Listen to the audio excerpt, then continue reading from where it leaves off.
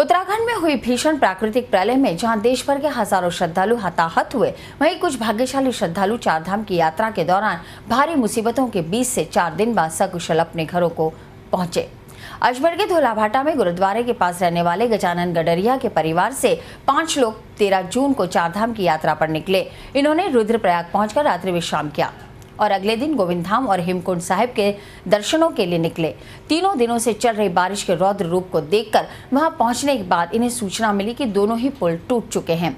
गजानन ने 4 दिनों के दौरान देख प्रकृति के उस रौद्र रूप का जब स्वामी न्यूज के कैमरे पर वर्णन किया तो उनकी आंखों से उस भय को साफ देखा जा सकता था।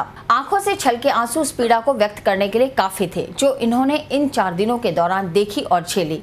इस यात्रा पर उनके साथ उनकी पत्नी द्रौपदी देवी, बेटी बबीता, भतीजी चंचल और द्वैती वंशिका थी, जिन्होंने जिंदगी में पहली दफा जो खौफनाक मंजर अपनी आंखों से देखा उसे ना तो अब देखना और ना ही उसका जिक्र करना चाह रहे हैं।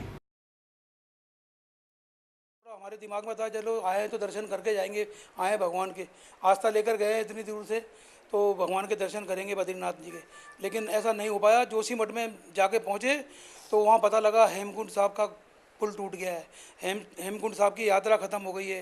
गोविंद घाट पूरा तहस नहस हो गया है और पूरी तरह से यानी लोग सारे बिछड़ गए हैं। कई गाड़ियां बह गई, सिलेंडर बह गए, मोटरसाइकिल के जितने थे सरदारों के वो पार्किंग में खड़े थे 50-60 गाड़ियां, वो सारी बह गई।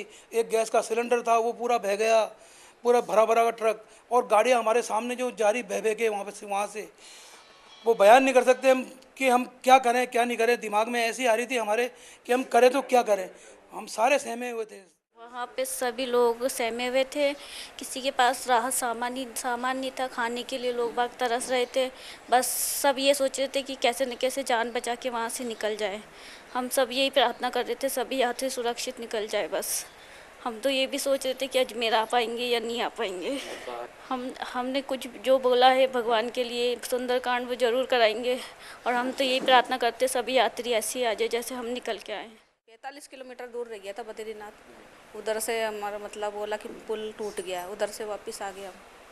बहुत बेकार थे, मतलब जैसे जैसे हम निकले वैसा वैसा हादसा होता गया। कुछ हमने भी देखा, रोड टूट गया था, हम बिछड़ गए थे। दो जने माँ बेटी इधर दे गए थे, 3 जने उधर गए थे। किस